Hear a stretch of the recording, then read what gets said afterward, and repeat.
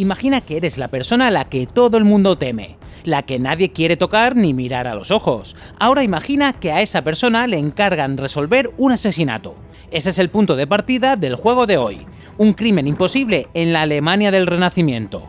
Un artista muerto entre símbolos ocultos y cientos de plumas negras. Y un verdugo que debería limitarse a cumplir la sentencia y no hacer preguntas. Os traigo un nuevo vídeo reseña en el canal, sin spoilers, claro está, tal como hice con Luna's Room. Hoy le toca el turno a The Silver Crow. Así que vamos allá. Intro y comenzamos.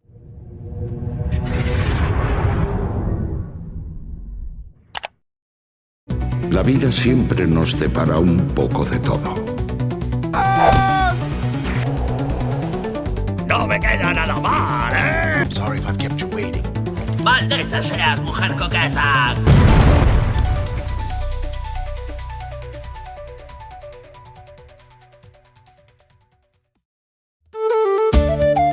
Detrás de The Silver Crow está Dreamimagination. Suena a estudio grande, pero en realidad es el sello personal de una sola persona, Uwe Sittig, desarrollador afincado en Múnich. Y cuando digo una sola persona, lo digo en serio. Arte, música y programación, todo firmado por él. Sittig no es un recién llegado. En 2008 publicó Dirty Split, una aventura point and click gratuita ambientada en los años 60 con estética de cine negro inspirada en las pinturas de Josh Agel. Tuvo buena acogida en la escena freeware de la época y todavía se puede jugar hoy. Entre aquel juego y este han pasado 18 años, así que The Silver Crow es, en cierto modo, un regreso. Sale a la venta en Steam el próximo 30 de julio. Y antes de seguir, gracias al desarrollador por facilitarme un código para poder jugarlo y traeros esta reseña. La pregunta, claro, es si 18 años de silencio dan para tanto. Vamos a verlo. Franconia 1582, región del sur de Alemania, al norte de Baviera.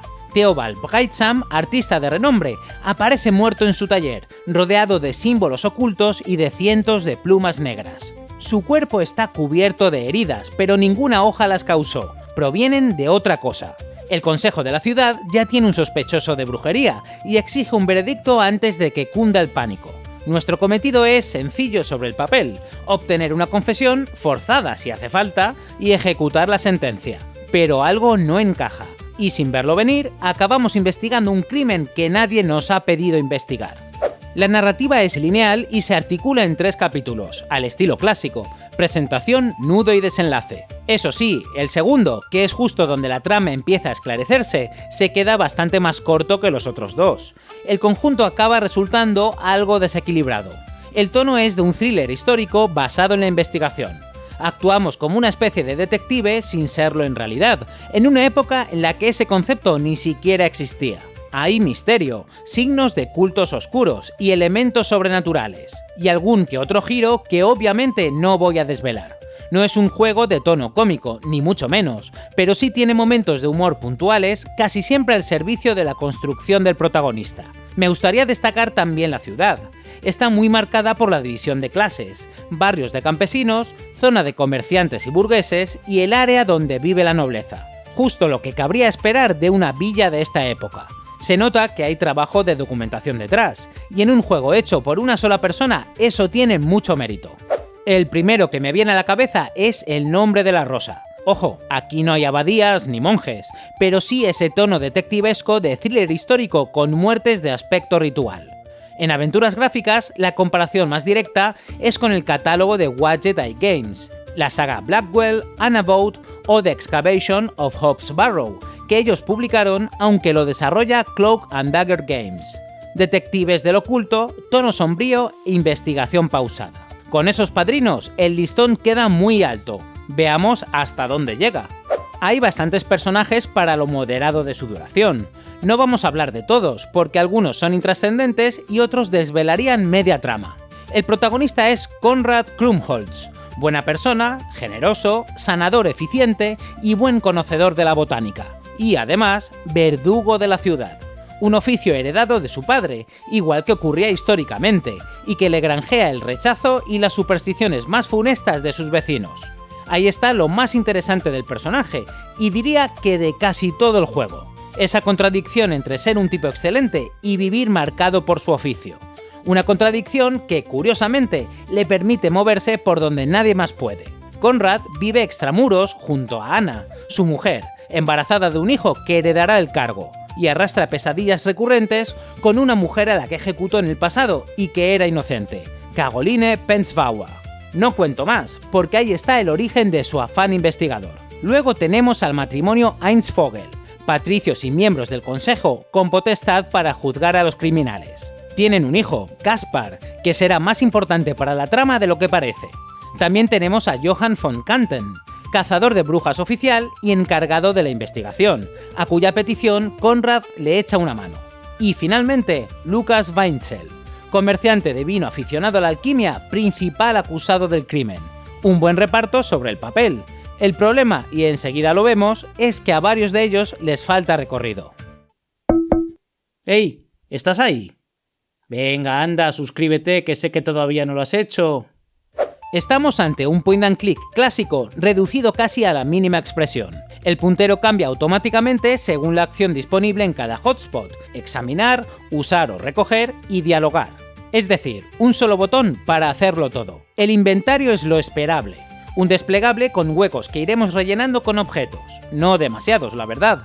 Junto a él, un diario que recoge automáticamente la trama y las impresiones de Conrad, y un mapa que funciona como viaje rápido entre las localizaciones que vamos desbloqueando. En las conversaciones no escogemos la frase literal que dirá Conrad, sino el tema del que queremos hablar. No existe la opción de iluminar hotspots, así que toca recorrer el escenario con el puntero, con cuidado. Hay algo de pixel hunting, pero en momentos muy puntuales, nada grave. Como curiosidad, el sprite de Conrad se desplaza muy rápido, quizás demasiado. Eso, unido al viaje rápido, hace que moverse de un sitio a otro sea prácticamente instantáneo. La duración es muy modesta, entre hora y media y 2 horas, una experiencia que se juega del tirón. De hecho, yo lo hice así, y esa brevedad pasa factura. Hay personajes que merecerían más desarrollo y subtramas con potencial de sobra para expandirse, como todo el entramado que envuelve a la familia Heinz-Vogel o a la ejecutada Caroline, aunque hay que tener en cuenta que hablamos de un indie hecho prácticamente por una sola persona. La dificultad es muy baja, es difícil quedarse atascado, y si ocurre suele ser por ese ligero pixel hunting del que hablábamos antes. Todo es muy directo y muy evidente. Hay bastantes hotspots en cada escenario, pero la mayoría están ahí para que las descripciones y las ocurrencias de Conrad te ayuden a empatizar con él. Y funciona, ojo, pero yo habría agradecido un punto más de dificultad. Entiendo, eso sí, que eso podría frustrar a quien no esté curtido en el género. El arranque es muy lineal, pero el juego se abre pronto y nos deja recorrer buena parte de la ciudad. Eso sube bastante el componente exploratorio. En resumen, cero complicaciones. The Silver Crow se juega prácticamente solo. Y llegamos al apartado más controvertido.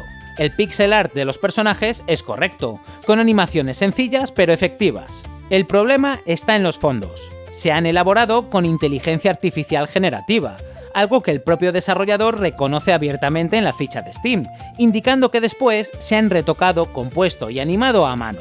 Más allá de la cuestión ética, que es importante y que os dejo para los comentarios, a mí aquí me interesa el resultado visual. Y el resultado es una disonancia bastante notable entre dos estilos de pixel art. Es casi como colocar un sprite de 8 bits sobre un fondo de 16. Los fondos tienen mucho detalle y mucho colorido, pero un contraste bajo. Los sprites son más toscos y mucho más contrastados. Manejan resoluciones distintas, así que sencillamente no se integran. Hay incluso un efecto colateral. Algunos objetos que podemos recoger tienen un estilo más cercano al de los fondos, da la sensación de que no se pueden coger. Es, sin duda, lo que más lastra el conjunto. Y da rabia, porque el trabajo hecho a mano que hay aquí merecería otro acompañamiento. Al margen de esto, el juego muestra una Baviera renacentista luminosa y colorida, muy distinta a la típica representación medieval sombría. El juego no tiene doblaje, pero sí viene traducido a varios idiomas, entre ellos el español, algo muy de agradecer. La música cumple, un estilo folk agradable y animado durante la mayor parte de la aventura, que se vuelve más oscuro y apagado en los momentos dramáticos. Y un detalle meritorio, la banda sonora también está compuesta por el propio V-City. Los efectos de sonido son correctos, sin más. Habría agregado algo más de trabajo aquí, con mayor variedad. Quiero destacar también un puzzle, prácticamente al final del juego, que tiene que ver con la música. Es divertido y simpático. Tenía potencial para ser bastante más complejo, pero funciona muy bien tal y como está. Os dejo a vosotros que lleguéis hasta allí. En general, nada rompedor, pero acompaña bien en todo momento. Y viniendo de una sola persona que además ha programado y dibujado el juego, no es poca cosa. The Silver Crow se sostiene, sobre todo, sobre su protagonista. Esa dualidad de Conrad, el hombre bueno al que todos temen, el sanador que también es verdugo, el culpable que busca redención, es lo mejor que tiene el juego. Y da para mucho más de lo que acaba explotando, porque ese es su gran problema, se queda corto. Corto en duración, corto en dificultad y corto en el desarrollo de personajes y subtramas que apuntaban más alto. Y con un apartado artístico que entre fondos generados por IA y sprites hechos a mano, nunca termina de encontrar una voz coherente. Aún así, aquí hay una idea muy buena, una ambientación cuidada y un protagonista que merecía un juego más grande. Por el precio de salida y viniendo de una sola persona, es una propuesta con la que se pasa un buen rato, pero que no acabará calando tan hondo como otros títulos recientes que han salido al mercado. Se queda a las puertas de ser algo notable, pero deja claro que V-City tiene un juego muy bueno dentro, ojalá no tarde otros 18 años en enseñarlo. Si os ha gustado el vídeo, dejadme un like y suscribíos al canal si todavía no lo habéis hecho. Compartidlo y haceos miembros del canal si queréis apoyarlo. Contadme en los comentarios si le vais a dar una oportunidad. Nos vemos en el próximo vídeo. Y recuerda, la solución está en los detalles.